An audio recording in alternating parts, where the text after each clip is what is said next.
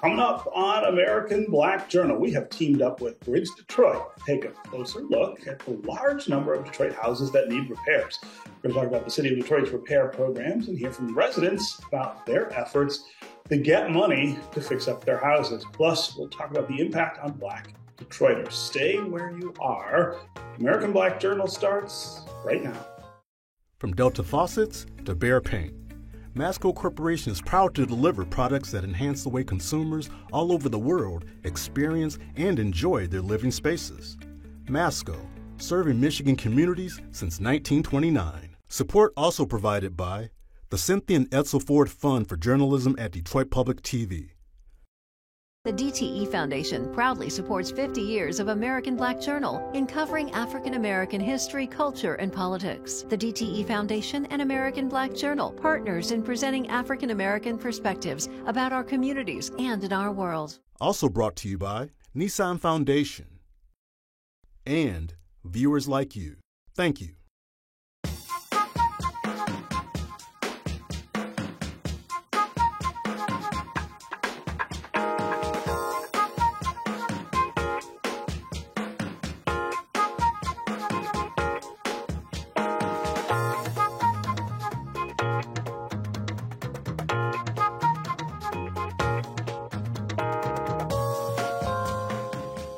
Welcome to American Black Journal. I'm your host, Stephen Henderson. Today, we are partnering with Bridge Detroit for an in-depth look at the great need for home repairs in the city of Detroit. We talk all the time about all the houses that are blighted and empty in the city, but it's estimated that 38,000 families are living in houses that need repair. For a lot of people, the money just isn't there to fix costly issues like roofs and windows and furnaces. And in fact, home repair was the #1 response from residents when they were asked how the city should spend its allocation of money from the American Rescue Plan Act. Bridge Detroit reporter Malachi Barrett has the story.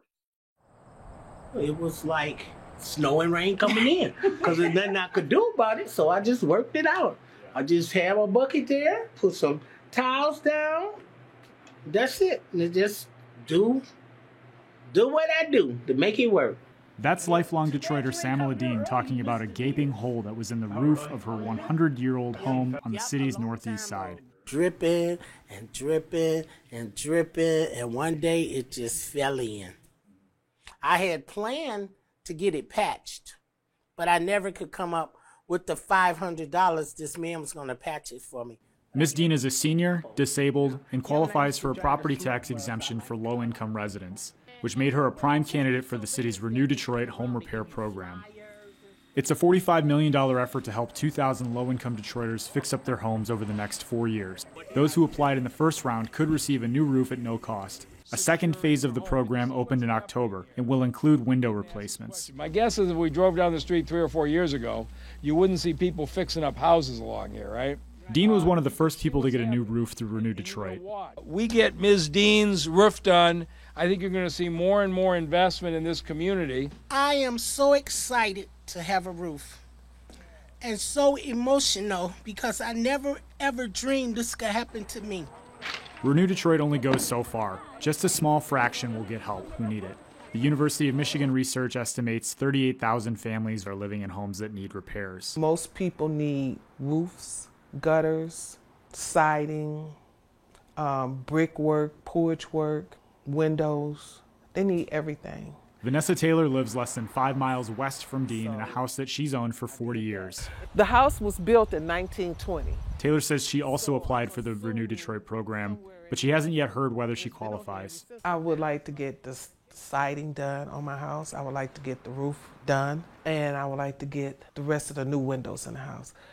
I get that done, I'm okay. Taylor estimates it will take $20,000 to $40,000 to do the repairs. She's on a fixed income. With roofs, like on a small house, a roof is $10,000. Edith Ford with Mac Development says even with programs to help, gaps in the system leave many Detroiters short. Ford says the city is partly to blame. Residents have been overtaxed an estimated $600 million following the Great Recession, money that could have gone toward fixing their homes. They could have been able to save towards getting their own roof. I had one lady here, her payment plan was like $782 a month. Her mortgage was never that much. to pay her back property taxes. But then when the Detroit Home Property Tax Relief Grant came from the Gilbert Foundation, we were able to get her a property tax exemption and to get that past due amount wiped out. When that came, you would hear people banging and hammering. People start fixing stuff on their houses. That's interesting. So the direct impact of like giving people some tax relief is they immediately went. They immediately started doing stuff on their house that they know they needed to do.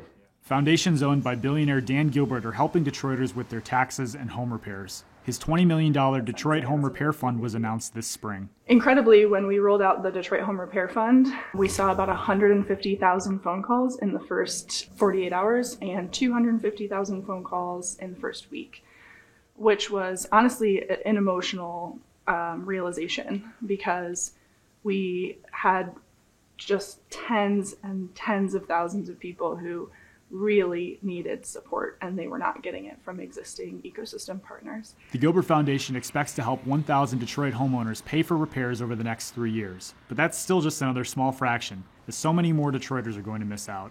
Some Detroiters are finding creative ways to raise money.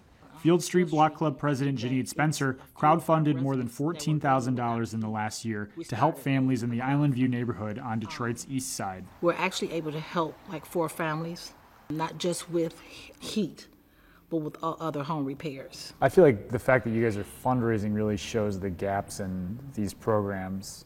Yeah. Like you wouldn't have to do that if these programs were able to like serve everybody. No, not at all. Not at all. I don't qualify. I'm not disabled, nor am I a senior. So I don't qualify for these home repair grants. So what do I do? So what's the effect on the black middle class then in Detroit? Well, what has happened, that has driven the black middle class out of Detroit. You got to have all income levels and all classes of people to make a city work. And that has driven them out, because why should I spend $100,000 to rehab this house when the one next to me is like only God and cobwebs is keeping it up. To find out more about the outlook for home repairs in the city and the impact on residents, I sat down with Bridge Detroit's Malachi Barrett, the City of Detroit's Chief of Special Housing Programs, Heather Zygmuntovich, and Donna Givens Davidson, who is the CEO of Eastside Community Network.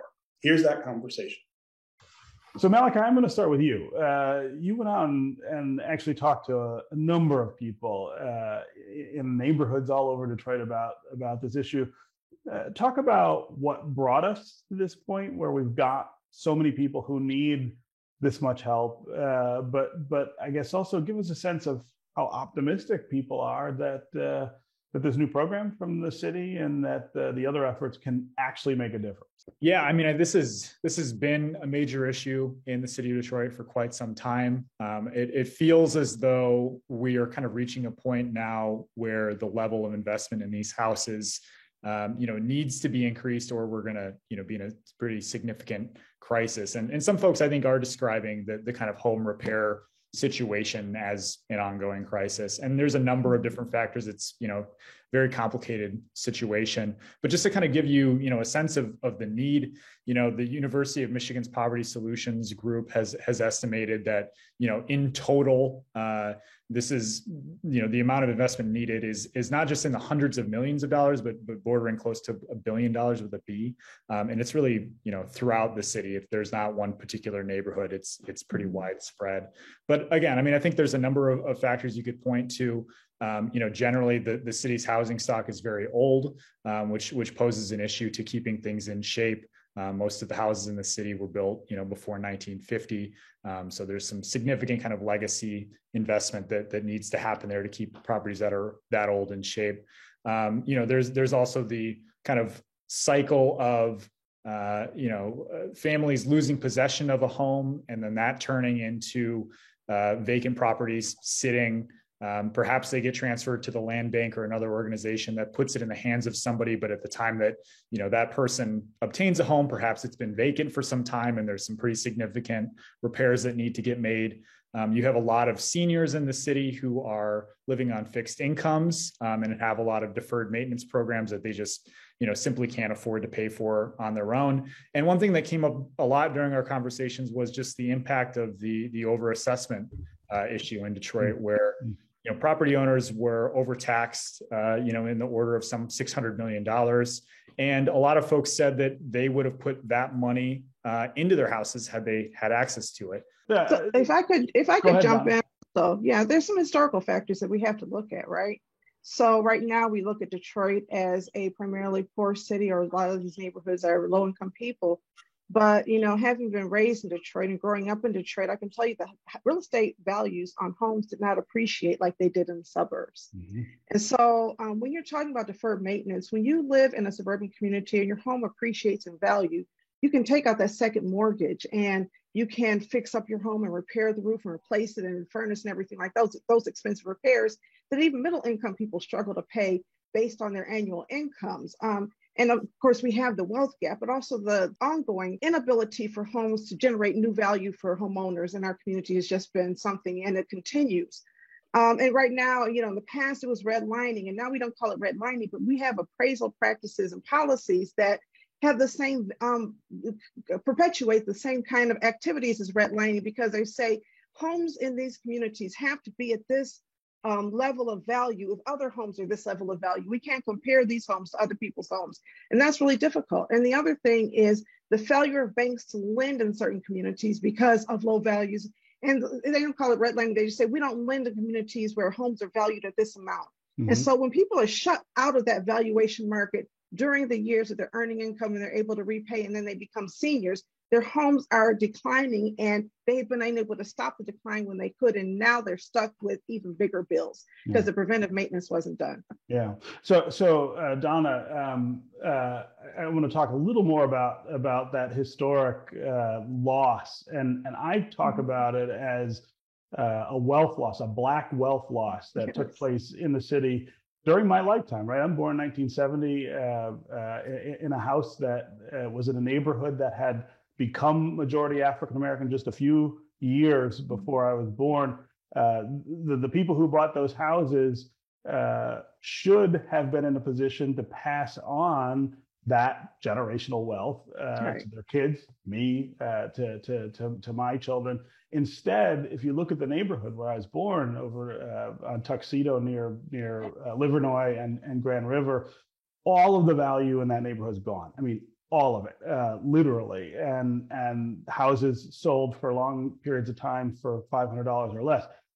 That loss of wealth is one of the things that tells us about, I think, this inability to keep houses up, whether you had the house or not. And a lot of people lost those houses in that neighborhood.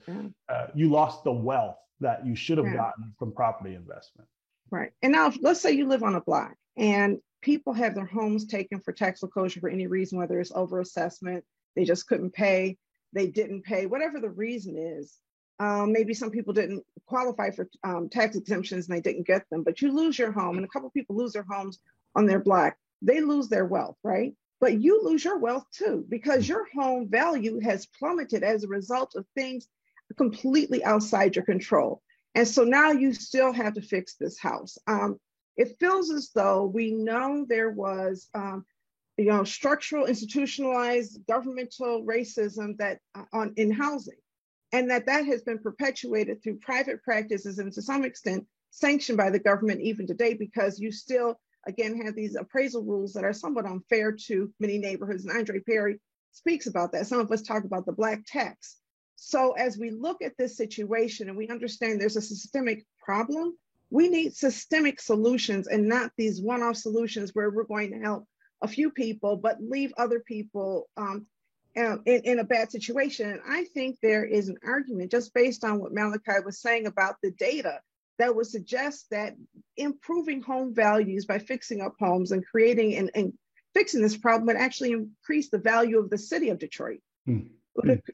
Improve its bond rating over time, improve the kinds of things that mayors and city councils and other forms of government should care about, because ultimately, if the values are improved and people are living in better housing, that can result in improved taxation down the road. But I feel like we have short-sighted solutions around housing, and we're unwilling to take the same kind of risk in helping people who live in homes as we are for corporations that say we're going to do things to increase the workforce. And we're willing to, really go above and beyond to say, let's figure that out. And I think we need to really turn and say, who are the real building blocks of communities? And it's going to be residents, and residents who live in houses. Yeah.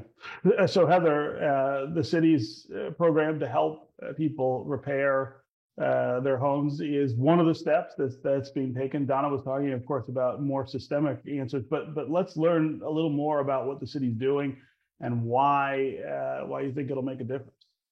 Absolutely. So I think I love what you just said, Donna, about like there have been systemic problems and we need to have systemic solutions. And I think that Renew Detroit, we're hoping that to be the first step of many to start kind of fighting back and making an impact on the great need that we know is there. So what we did last year was when we received the American Rescue Plan funds, we did a series of community engagement over 60 meetings in less than 30 days.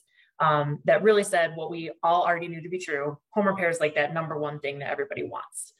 We know it's a huge need. And so we are the only single appropriation that came out of the $826 million. So many of these, it gets put into buckets. I think we put it into about 15 buckets. And there's one that's solely put aside for home repair. So that was $30 million that we put aside. And 30 million to the point of that total number, definitely it's much smaller, right? If people who are researching this are saying it's getting into the billions, we know that 30 is not the same. But what it is that there's also a lot that we have to coordinate when we're doing these repairs. So there's contractor capacity. There's how do we actually get people in? And then also, how do I ensure that I get that money into contracts and actually spend it so I'm not losing it on the back end? And so 30 million was that first step. We knew we wanted to create a program that we could scale. And so it really is set up very differently. Whereas many of these other programs are emergency or kind of first come, first serve. So like if you're number one on the list, you get served first, obviously the second person, and on the way down. This is very different. Where we were saying, let's put out a huge application. Let's take thousands of people in, and then let's pick 1,000.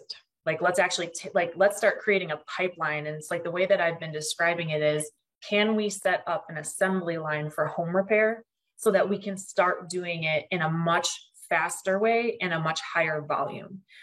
What that doesn't mean though, and I think this is the toughest part that we're working through, is if I'm creating an assembly line, like I'm one piece in that cog. And so we know that without many other things, both after me and before me, no one's going to get to that complete home situation when you're thinking about these systemic issues that our community has been facing. So we know that we wanted to focus on roofs because we felt it would be the largest impact. It's one of the most expensive repairs.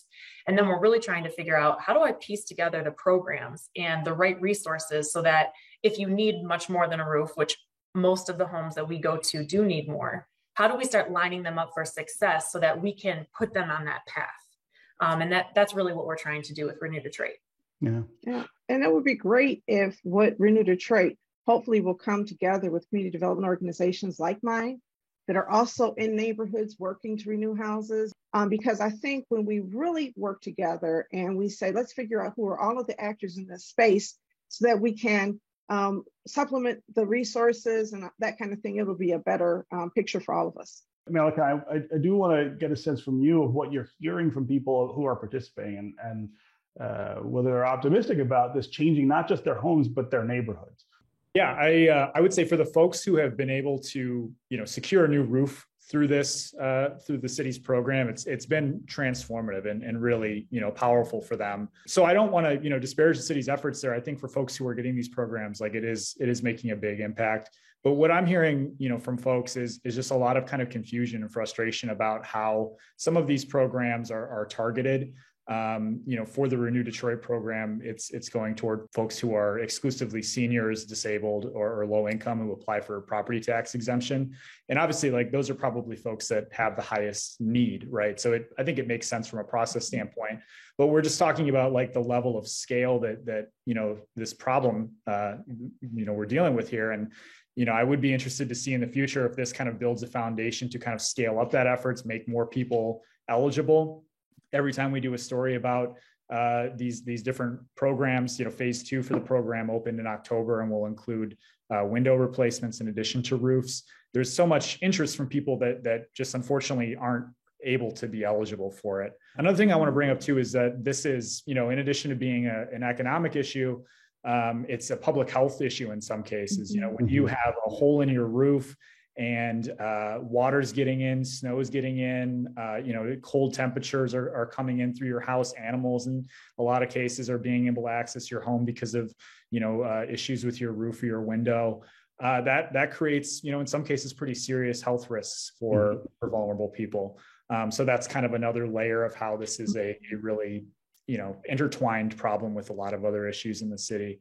Another interesting thing that I hadn't really even thought about until we kind of hit the streets and started talking with people too, is just, we hear all the time about the lack of contractors in the city, when it comes to demolitions and constructions and really anything. But we also heard that a lot of local handymen simply aren't able to do this work because of how prices for materials have gone up. So even if perhaps you weren't going to go hire a licensed contractor, there's people in a lot of neighborhoods that do that work for you. And unfortunately, they just haven't been able to afford it. I've also run into some folks who said that they've been scammed by some local contractors. Maybe they were able to raise a couple of grand to do something, but somebody ran away with their money. People had their stimulus checks stolen during the pandemic. So there's a lot of, unfortunate kind of implications when it comes to actually connecting people to resources. I think economic inclusion is super important. And how do we include handymen and locally talented folks in job opportunities and contracting opportunities and help overcome those barriers through licensing programs and through some type of bonding, sharing, whatever we can do. Then we know that we're working with small businesses to get that done. Yeah. I also want to say $1 billion is really large in the context of home repair, but not so much in demolition. Imagine a mayor saying, I'm going to repair every broken house in the city, and running on that promise. We say we're going to demolish every vacant structure in this city.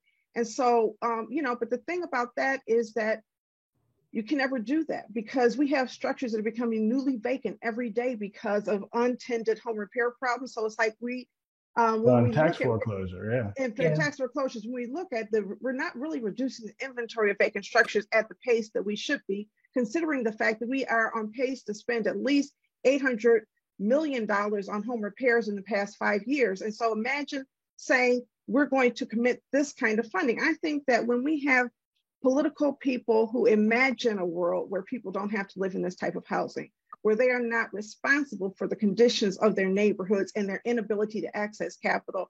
And we reimagine a world where there's historic stuff. We talk about reparations. We're not even, reparations look sometimes like we're going to help people live in homes with good repair, given all of the systemic reasons why they don't have them. So I think that those are all important things to keep in mind. And also the fact that people who are well housed are more likely to go to work, go to school, engage in job training. They're less likely to break the law. Housing impacts every element of life. It plays a role in everything. Yeah. Heather, I want to give you a chance to respond to some of that and talk about how much the city is thinking about some of these bigger ideas, some of these bigger programs, connecting this kind of policy to the other problems that we have to solve them in a systemic way.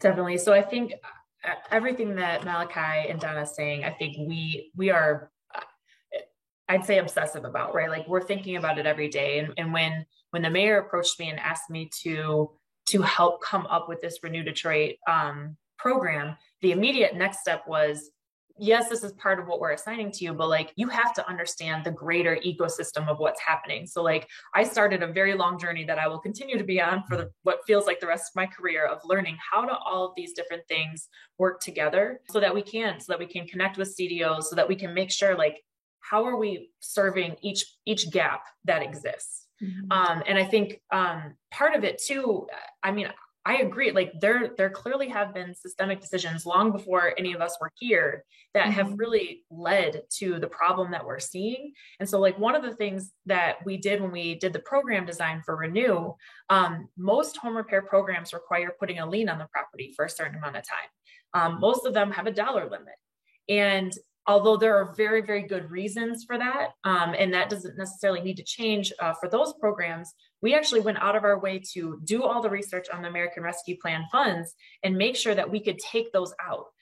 Because if we are assisting seniors and God forbid they do pass shortly after this work happens, we're hoping that they're in a situation, one, where that can pass on to somebody else in their family. And then we're actually starting to get to the point where, to Donna's point, are we finally starting to make an impact so that more people are stabilized and we're not adding to that vacant home count? Because when we really were sitting down and saying, like, how do we create that home repair program that's actually going to start making an impact? It's, can we get ahead of the need? And that's going to take years. But can we actually stabilize people in their homes? So that's actually a question we ask on our application. Like, do you feel stable in your home? And then we're going to continue to ask them that in different ways throughout the entire process to see, like, do they feel more capable of staying in their home because of this resource that they got? So that's something that we're really tuned into and thinking about as well. That's going to do it for this week's show, which was produced in partnership with Bridge Detroit. You can find out more about today's guests at AmericanBlackJournal.org. And as always, connect with us on Facebook and Twitter anytime you want. Take care, and we'll see you next time.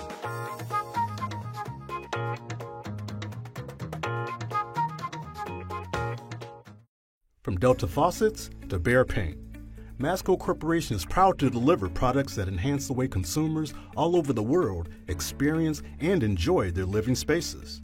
Masco, serving Michigan communities since 1929. Support also provided by the Cynthia and Edsel Ford Fund for Journalism at Detroit Public TV.